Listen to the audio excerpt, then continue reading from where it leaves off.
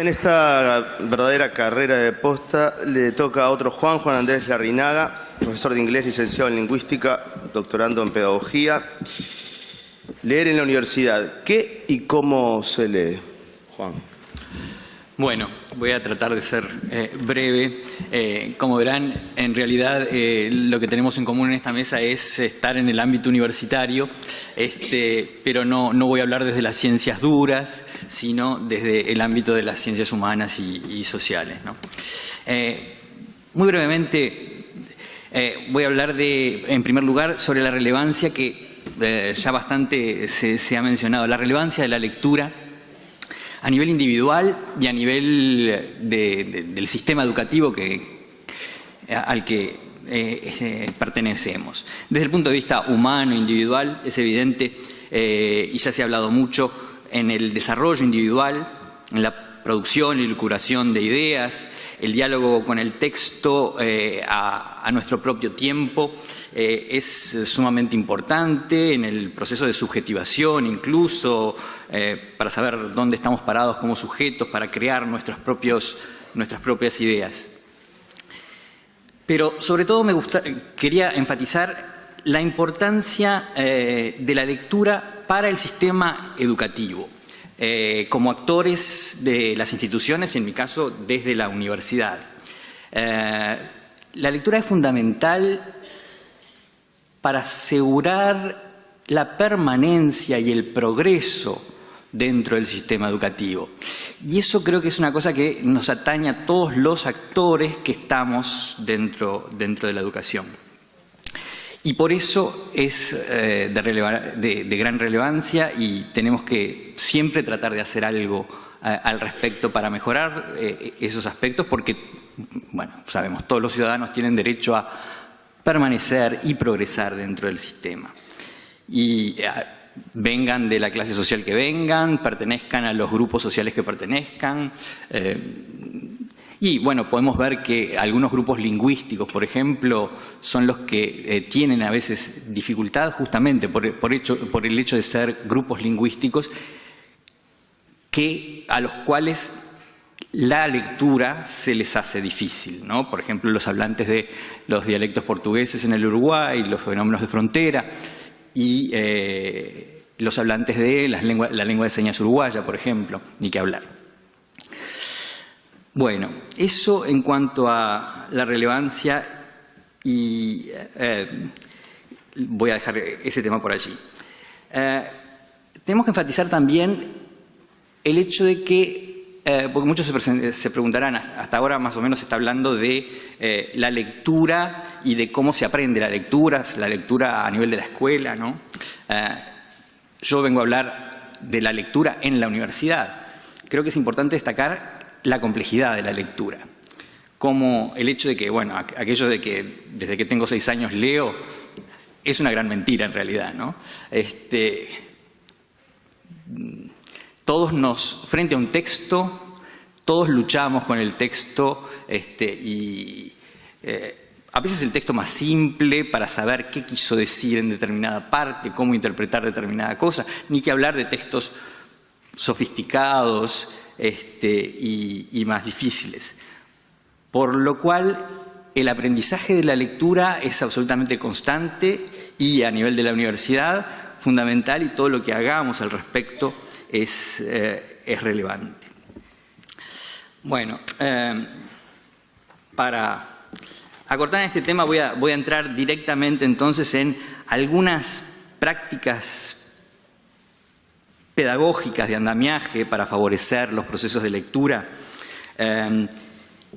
Nosotros sabemos que cuando estamos en la educación, cuando enseñamos algo, cuando damos una clase, nos interesa, es verdad, transmitir los contenidos en general. La preocupación es la transmisión del contenido. Pero cualquier docente sabe, desde la materia, desde la disciplina, desde la asignatura que enseña, que además de esa transmisión del contenido, tiene que transmitir aspectos que tienen que ver con lo operativo, con los sistemas de razonamientos y metodologías de análisis, y tiene que aprender cómo leer, aplicar eso a nivel, cómo leer la materia, cómo leer la disciplina. Cualquier docente intuitivo hace eso y lo realiza de muchas maneras. Hay muchísimas formas de intervenir al respecto y se puede hacer de varias maneras. Pero hay algunas formas básicas que me gustaría simplemente dejar sentadas aquí, además de la multiplicidad de intervenciones que se puedan pensar. Si pensamos en el formato clase, cuando estoy enseñando una disciplina, a formato clase me refiero a, en general es un aula, pero no tiene por qué serlo, ¿no? Pero básicamente es un lugar donde hay un docente que propone un trabajo y que se realiza, que expone, que lo hace de determinada manera, ¿no? Dentro de ese formato tenemos que pensar en que una de las estrategias que se pueden usar, que se usan siempre y se vienen usando desde hace por lo menos varios siglos, para andamiar la posibilidad de enseñar la lectura, ¿no? Porque la lectura sabemos que es un acontecimiento muy individual, muy en solitario después, ¿no?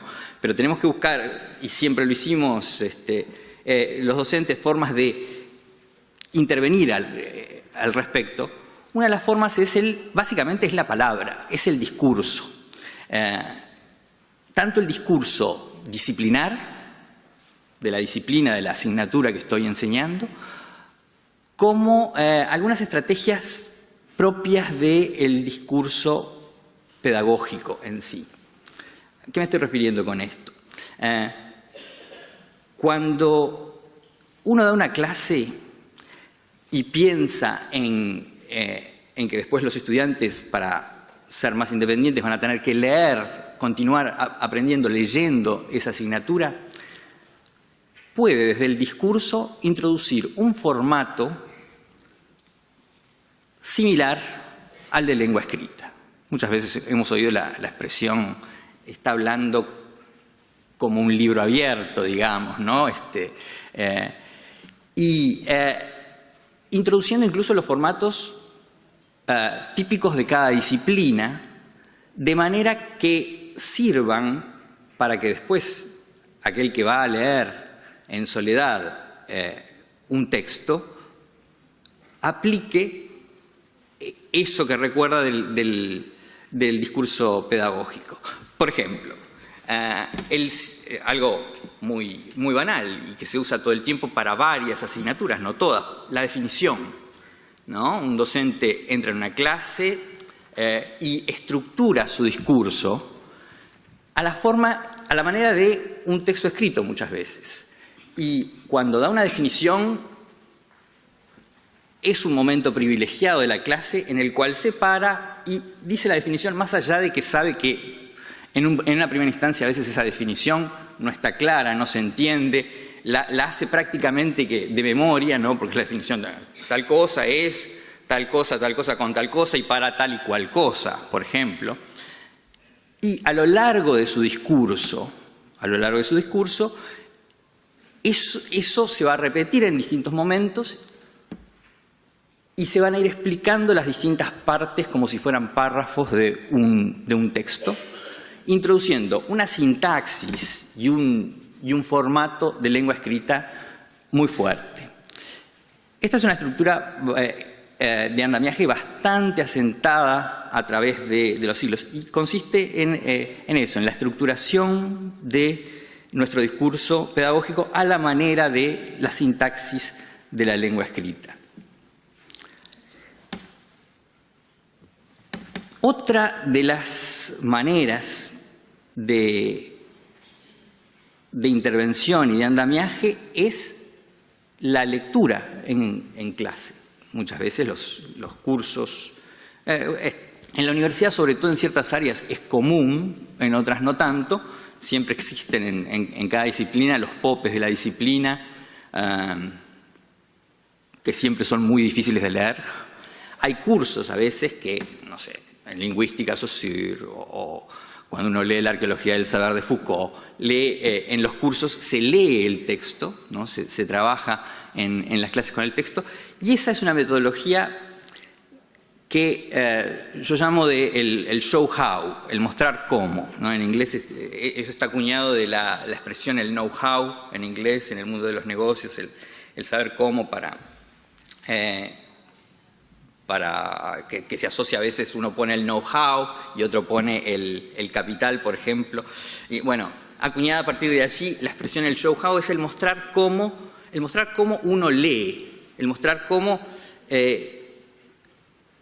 uno interpreta y llega a determinadas conclusiones acerca de un texto. Porque a veces es más fácil simplemente introducir el contenido, dar la interpretación y punto. Eso a veces genera aquello de que el estudiante no va a los textos complejos, simplemente se queda con los apuntes de ese texto importante, relevante, complejo a la hora de interpretar. Mientras que, trabajando con el texto directamente, entonces yo puedo mostrar cómo puedo leer con el otro. Eso es una estrategia muy básica, muy humana, al igual que la que mencionaba anteriormente, ¿no? El discurso pedagógico. Pero es eso, es leer con el otro. Esto básicamente consistiría con cualquier metodología para la clase, por ejemplo,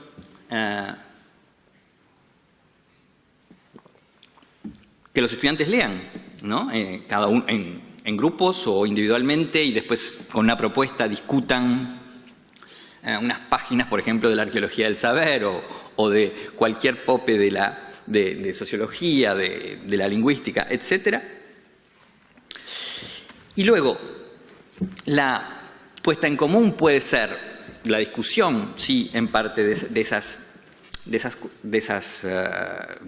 las propuestas, pero también en parte puede ser la lectura directa del texto. La lectura directa del texto por parte, por ejemplo, del docente. Eso lleva con una explicación de la interpretación, ¿no?